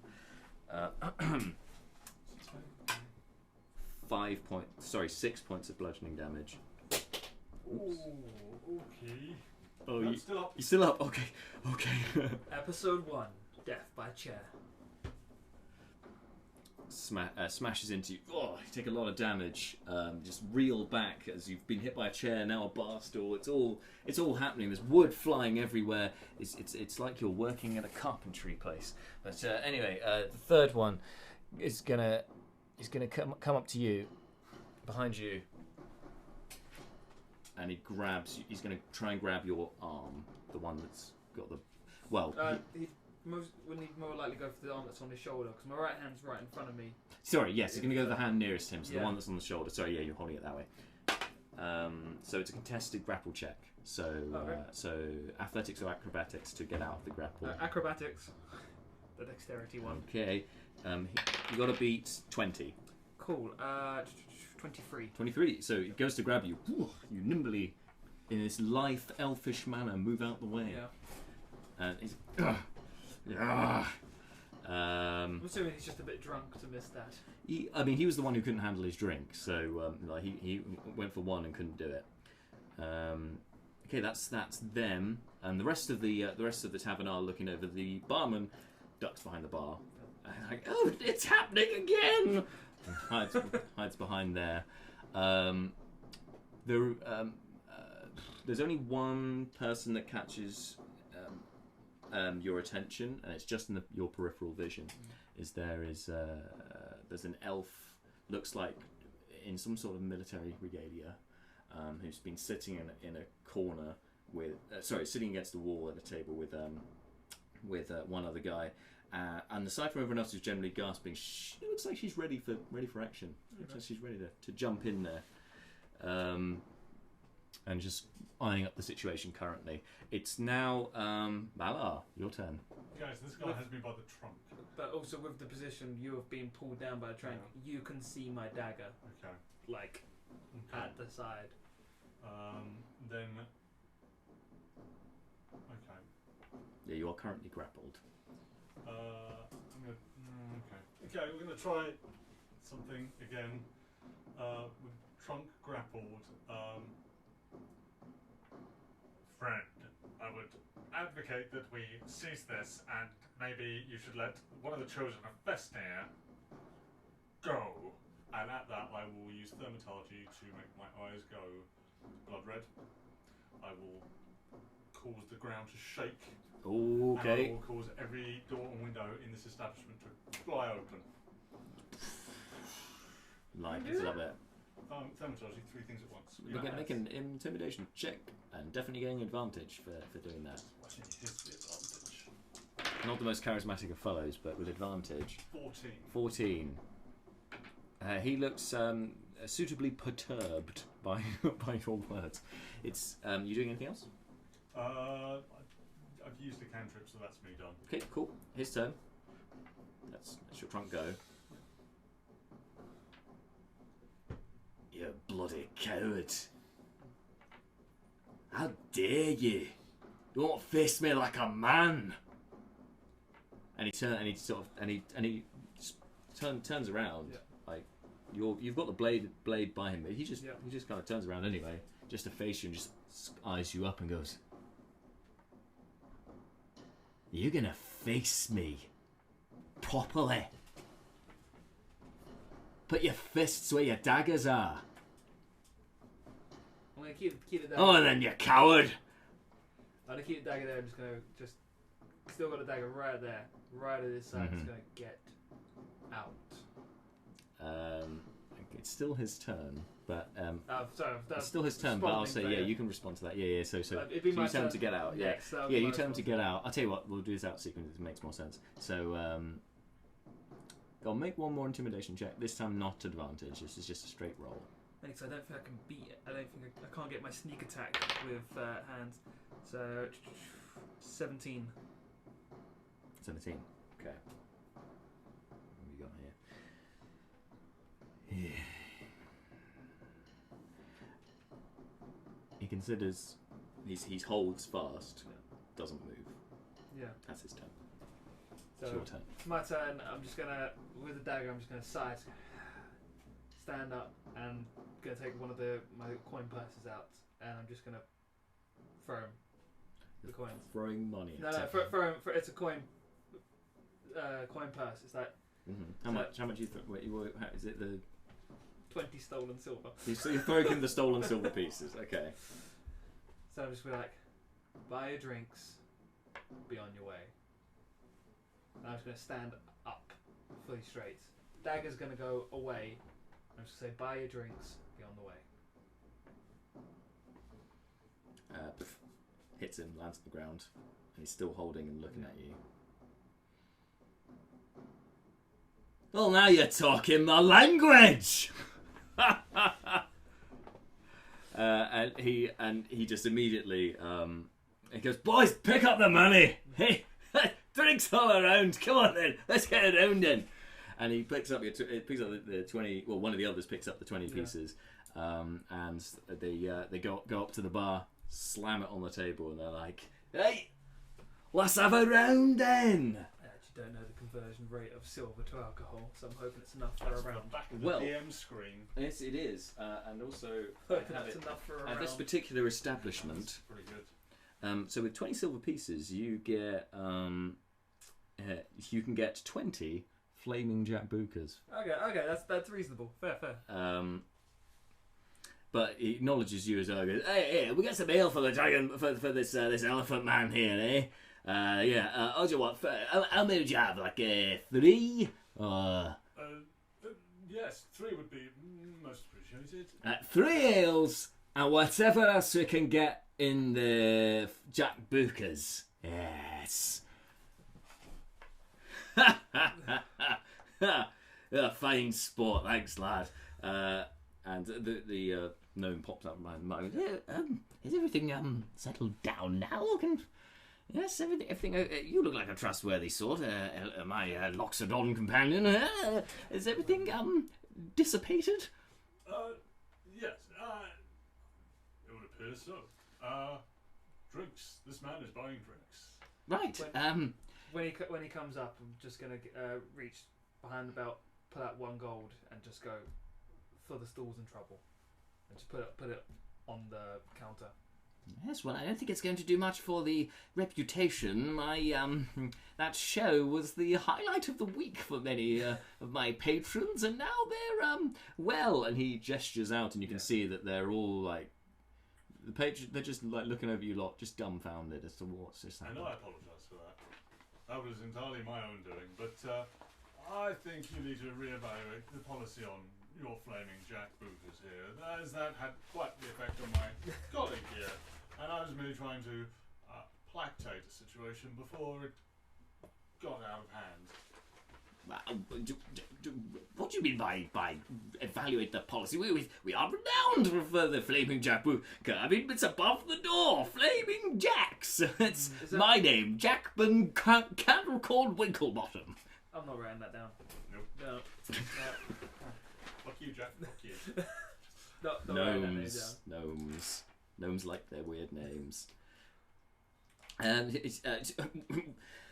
tell you what, I am willing to overlook this particular, how will you say, debacle, this particular scuffle and damage and so on has happened in my establishment. If perhaps you can do a little favour for me. What favour? I'll be right back with your drinks, and then I shall let you know. And he takes the gold, takes the silver. Damn, I thought he was going to forget the gold. No! I thought it was favour instead of gold. Nothing gets past this geezer. He's yeah. As he started to walk away. Yes, he's just disappeared.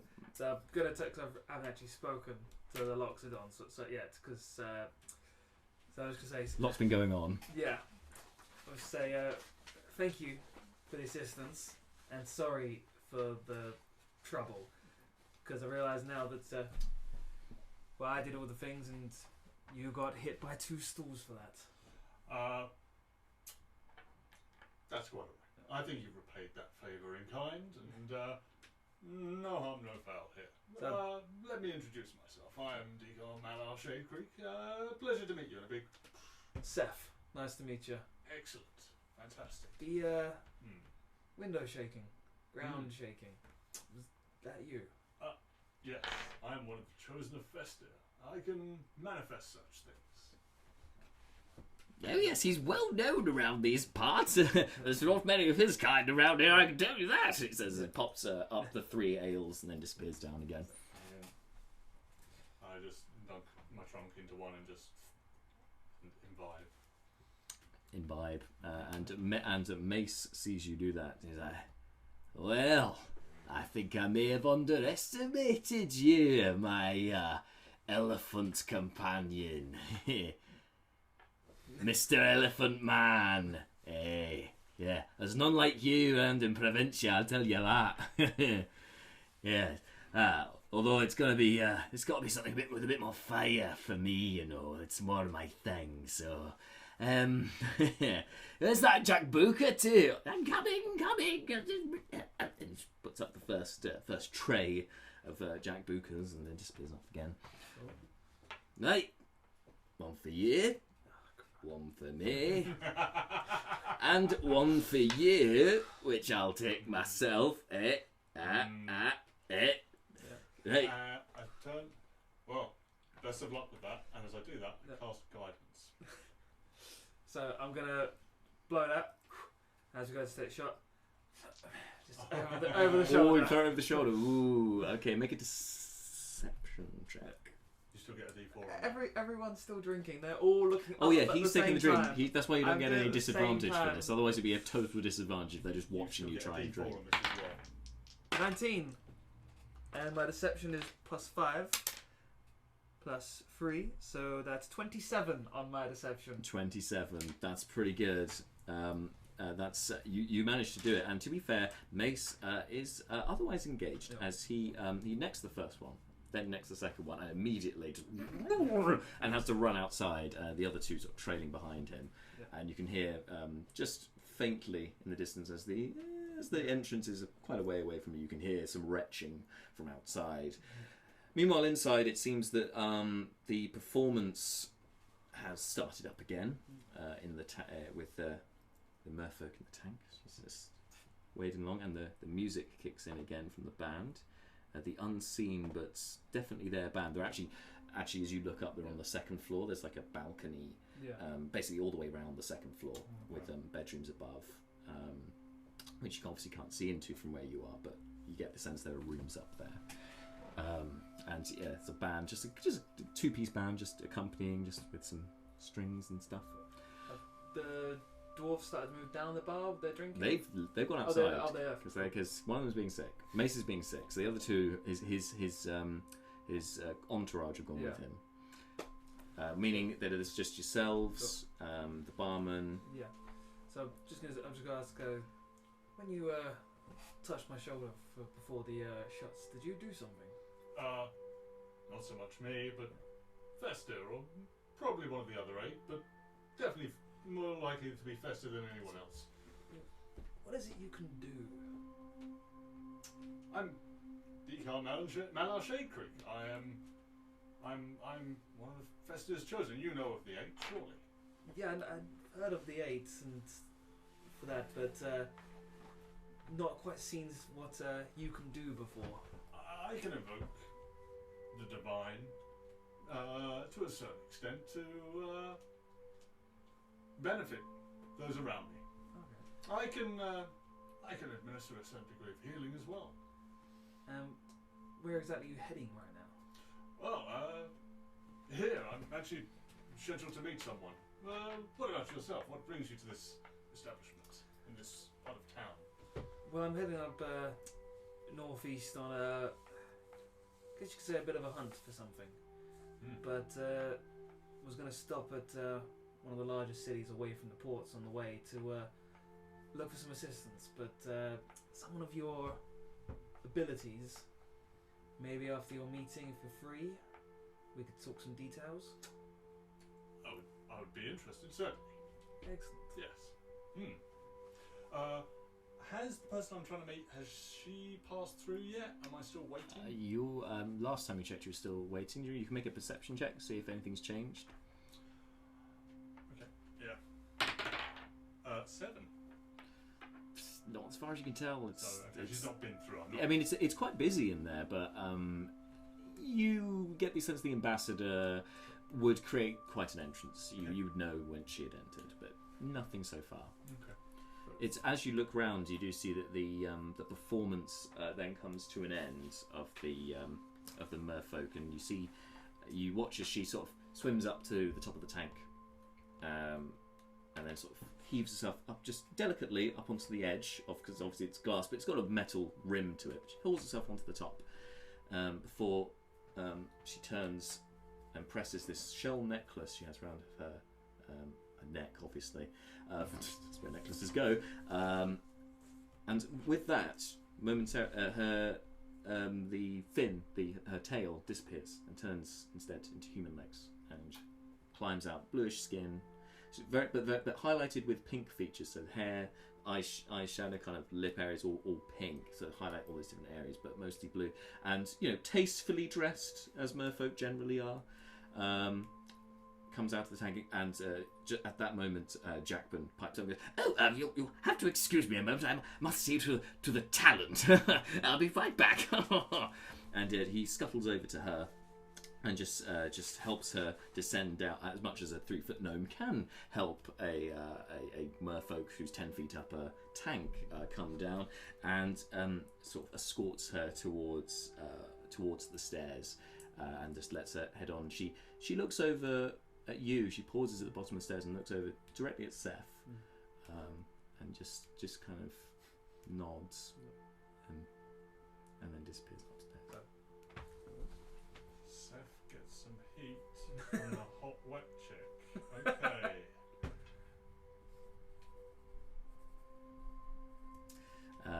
So yeah, before Jack then comes back to the bar and puts the last of the shots up there and goes,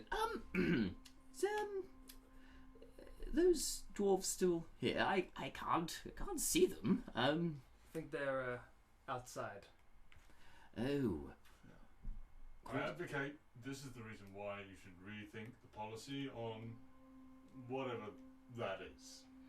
I mean, would I ask you to reconsider your beliefs on Festia? No, but that is the divine, and this is... I'll assure you that Flaming Jack Booker to me is divine. In fact, I'll have one myself, if that's okay with you. I'm sure the dwarves won't miss it. And he next one. And he keeps it down 9 times. God, everyone that's great down. stuff! Oh.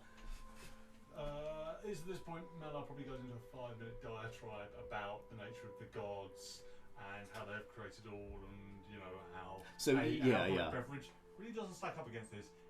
It's a little bit rambling. Yep. It's not well targeted. He listens patiently to you for the first couple of minutes, and then you as you carry on speaking, lost in your general patter, he just kind of moves to one side and starts serving another customer, and then when he thinks you're finished, he then comes back. Okay. Right. Just wrap up. So, and he comes back over and says, "So, about this favour I was hoping to ask of you, I have a slight problem that I could do with people with your particular set of skills and subtlety to help me in a very discreet way, if that's at all possible." Well, you see the sign here, Monster Hunters. Well, I think you're the sort that might be up to hunting down a particularly malevolent and terrifying giant beast problem. As he says that, I'm going to perk up. It's like, giants? What type of giant? A most fearsome foe, with the great fangs that will lash out at you and could cause some serious gnawing damage to you. The second he says fangs, I sort of lose that bit of interest, thinking he was talking about the stone giant that attacked us, so lose that little bit of interest. The intrigue goes just a little bit. But you're still hooked, though. Oh, hugely. Just still like, yes, but you're slightly less, just slightly glazed, but still interested. They are a formidable threat that has been causing me irk for quite some time. They're in the cellar. I can't seem to get rid of them. I'm sorry, they're here. Yes. In This your is what I'm saying. Subtlety would be very much appreciated, and I can pay you 20 gold pieces as the reward for removing this particular problem discreetly. When you say problem, how many problems? Last I counted, there was 3. I could really do with some shut-eye and some rest. Yeah. Is this a time-sensitive issue? Well, how many doors are down there? There's only the entrance. I don't know where they came from. I don't quite know how they got in the cellar, frankly. So, I'm hurt from the big... It's time sensitive in the sense that I don't want them coming out into the bar. It would be most unsanitary and could cause distress to my patrons, and we could get shut down for good. So if we go down there now, 1, 2, 3 of them. If one gets past, you're full right now. When you're not going to be busy, it's in the morning. And perhaps If there's only one door, Mm. we keep a short watch. Maybe open the door when it's a bit quieter up here. I agree with my friend here. It's fair logic. I mean, you can have a break, of course. But I would prefer this to be taken care of this evening, if at all possible. We'll take care of this evening. We'll wait till your talent, the people who have come to see your talent, have dispersed, and when it's a bit quieter and there's no danger to your patrons who have come here for your flaming jackbooker. Indeed, yes. And indeed hospitality. Of course, yes. Then we can deal with them more quietly. When you say big, I probably gesticulate up to the height of the ceiling. And as he does that, I'm saying, or do you mean big and gesture up to his height? Yes, big, yes, big. In your cellar? His big, or I mean, if my they were big? standing on upright, then yes, they'd probably be near, maybe a little bit, maybe your height. Yes, My big. yes, they're I'm sorry. much formidable. Yes, What are these? giant rats in the cellar. Oh, Yes. that's pretty large. I need a rest, but I don't know where they're otherwise I'm coming okay. from, but if you can find the source of where they're getting into, and that'd be much appreciated. I could then Take sort us that down out to the cellar. right now. Let's go now, so they don't come out here. Oh.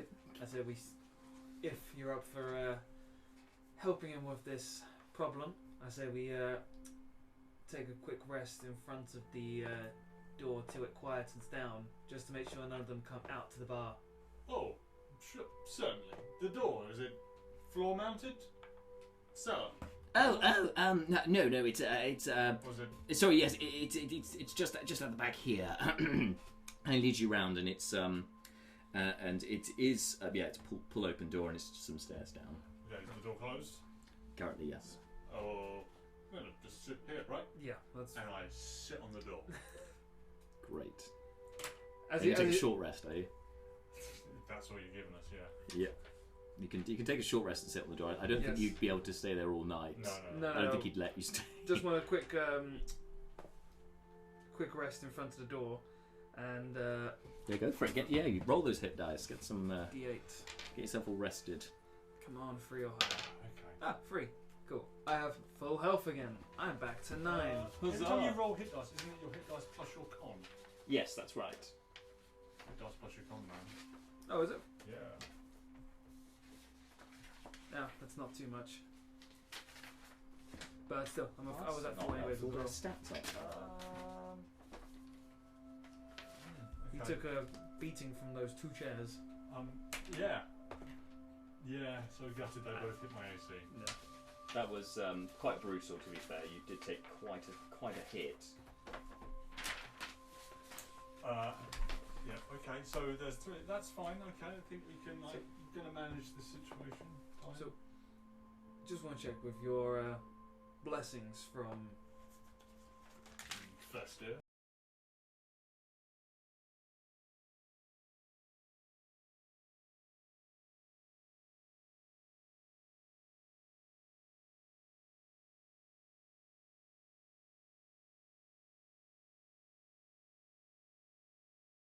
Yeah.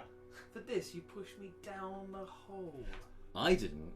Jack pushed it down the hole. Jackman pushed it down the hole. Yes, Jack pushed me down the Don't hole. give me that. I didn't. Jack did. You are Jack. No, On so Jackman many Winklebottom. levels.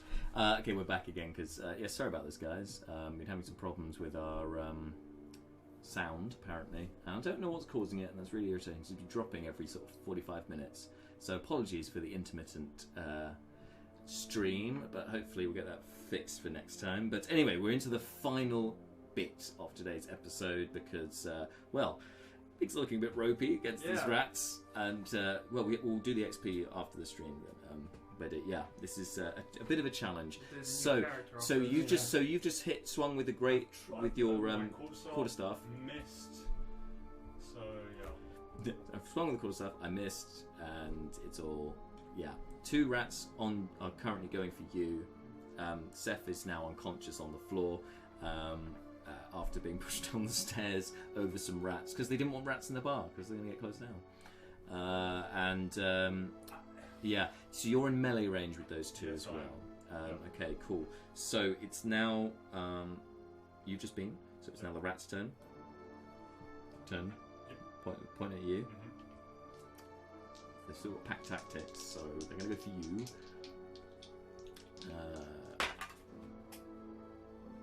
Okay, does a 16 hit? Shield. Got the shield. And the other one goes for you. Does a 17 hit? Shield. Ah, you're freaking just parrying these blows. Okay, Seth, make another death save. Fail. One fail. So one success and one fail so far. Okay. Lala, your turn. Okay.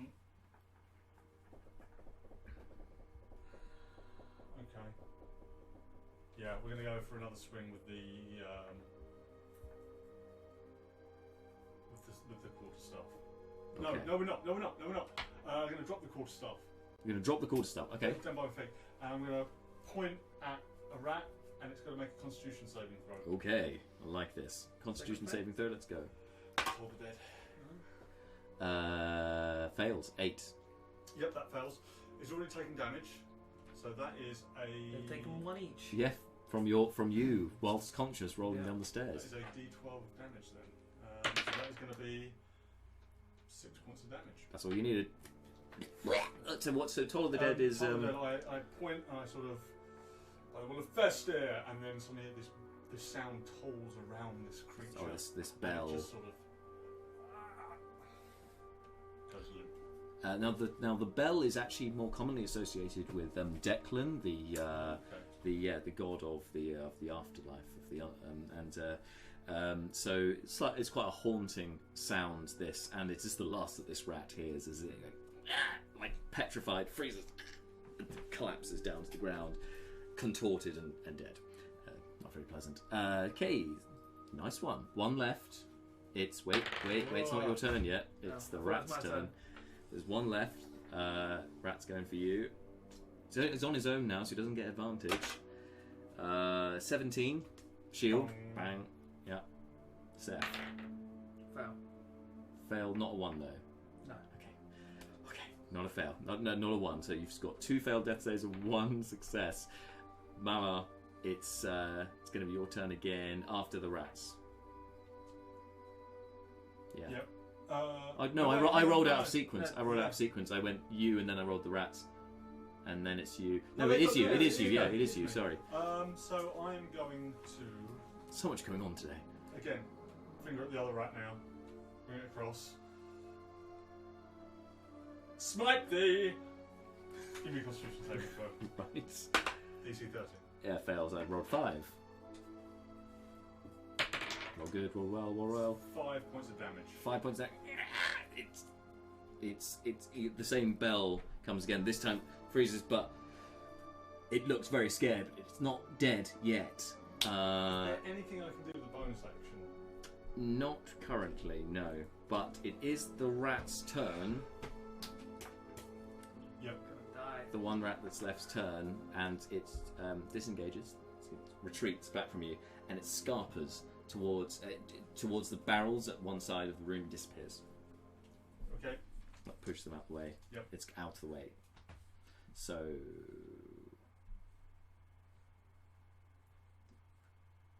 I go, with that, Are we still in initiative? you're not in initiative anymore. I would like to go and help my newfound colleague. Yep. Stop him from bleeding out, I guess. Mm-hmm. From those rat bites. You hear footsteps rushing down the stairs, but yeah, you can make a medicine check, or if you've got a healing potion or anything like that. No, because I've used all my spells on these shitty rats and those douchey dwarves. And because we're level 1, we haven't been to a shop. Yeah, that's true. That's true. So I'm going to make a medicine check. I get +5 for this, so let's roll big. 6 or 11. 11 is enough to stabilize him. I turn at this noise behind me of this person running down. And you see carrying a flask of this sort of pinkish liquid in one hand, the unmistakable felt and green felt three-piece suit of Jackman Winklebottom as he runs down the stairs here. Am I too late? Is everything? Is that what I think it is? Yes, I take it off of him, uncork it, and just decant it into your throat. What is it? It's a healing potion. Oh, okay, good. What's the healing potion? It's 2d4 plus 2. He goes, I'm... Max. So I'm at Oh, wow. You're back to full health. With that, back to life. On the throes of death after fighting the mighty, monstrous rats, which he did warn you about, to be fair. I'm so sorry for pushing you down the stairs, but I did say not to come into the bar. We're going to get closed down. It's a gnome, isn't it? Yes. Cool. I will help you stand up. Yeah, thank you. And I will. While you're doing this, I'm going to head across to where that rat went. Pick up my school stuff. And Sure. You can make an investigation check. Oh yeah, I don't know the rat's still alive. I assume it's all finished.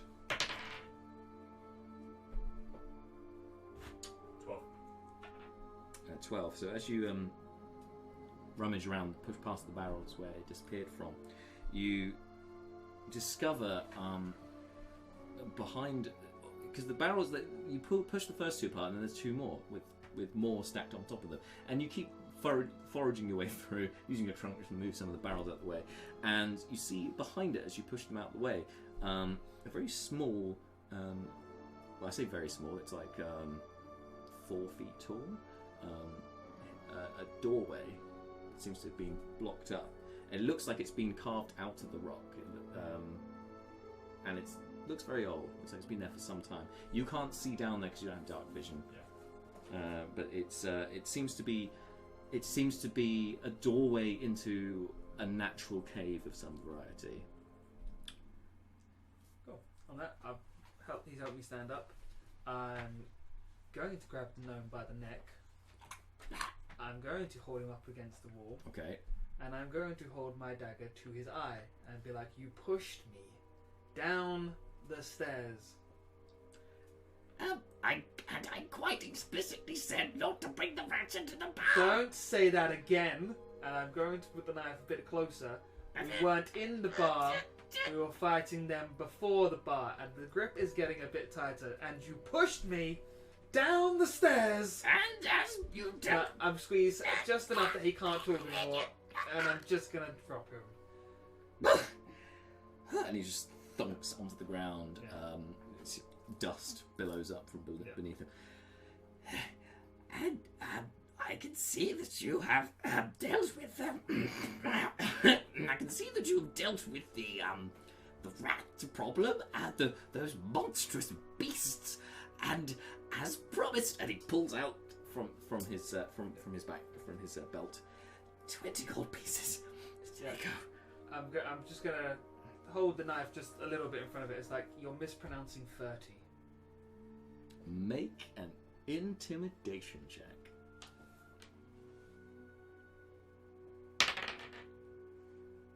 Intimidation 23. I'm missing 5 gold and free lodgings for the night for the pair of you. Gonna take the 25. Yeah.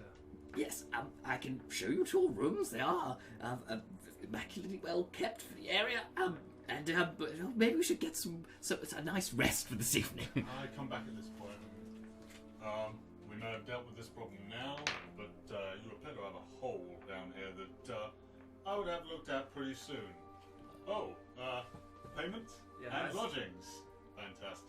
As he comes out, I'm going to pass him the bag of the 25. Yes, Loxodon. I suppose those big ears of yours do pick up on a few things, don't they? But I'm passing the whole bag of 25. Does anyone fancy a flaming jambuka? There's still a few on the bar. No. As I'm going to say no, and I'm going to start to head up the stairs. Right. I'll show you to your rooms then. As we go up the stairs, there's the poster with the rats thing and the poster with the jambuka below it. So I'm just going to tear down the rat one, and then I'm going to tear down the jambuka one as well. He just lets it happen. Yeah. Right. I can see maybe a bit of shut-eye would do some good, sir. Maybe maybe we should go and rest for this evening, and we can talk about this hole in the morning. I agree. Hey friend, don't go anywhere in the morning. I want to take you up on that offer of big game hunting. That I won't, but I'm looking forward to the sleep right now. So I'll see you in the morning. Take a good evening. Also, leave. Did you say you were looking for someone? You were waiting for somebody to come here? Yeah, indeed. Lady Helene Grenforth. Ah, that's right. I tuned out when you told me before. I was in the midst of some, there was a lot going on. So, yes, Lady Helene. If she does appear in the meantime, Mr. Shade Creek, I will of course let you know. Deacon. Apologies, Deacon Shade Creek. Yes. That's okay. Yes, of course. Yes, thank you. I will, of course, let her know that you're here if she arrives. Yes, I shall keep an eye out, though. I shall let you know what goes on. Nothing gets past Jackman, Candlecorn, Winklebottom. Quiet friend, and I sort of give him a heavy-handed slap and just go upstairs. Okay. Alrighty, you went upstairs as well. Went upstairs. Okay, so you go up the stairs. You can see now that the balcony around the top of on the second floor of the tavern is it goes all the way around. So you can see everything that's going on below. You get a great view of where the water tank is with where the performer was earlier. And speaking of the performer, you also see her just standing at one end of the walkway, just outside of a room of the open door, and she smiles and then nods at you. I realise I can't really. And smiles and nods at you as well. I nod back, but the smile can't be visible. I've got my scarf still around the face, but I do nod back. And she gives you a knowing look, sort of sizing you up a bit, and yes, goes to her room, shuts the door. What's that? I'm gonna head to my room. This gold, you. It's yours. I didn't contribute. Oh. Nonsense. And I come over and I give you 7 gold. Thank you. I can put this to good use. Have a good evening. You too. So you both take your rest for the evening. Yep. So you can long rest now, bringing you back to full and bring your hit dice back. Great. Yep. Level 1, man. Level 1. I know. We have no cool stuff. You did well. I'm gonna murder all your things at level 3. You did very well. I was concerned. I did literally nothing. But I wasn't going to pull any punches. I wanted to make sure that you were. This is genuine. I'm What's gonna going murder on? so much of your stuff. So in the morning, so you wake up, and when you, as you said, the light sort of streams in through the windows where you are, and you get time to sort of take in the rooms that you're in.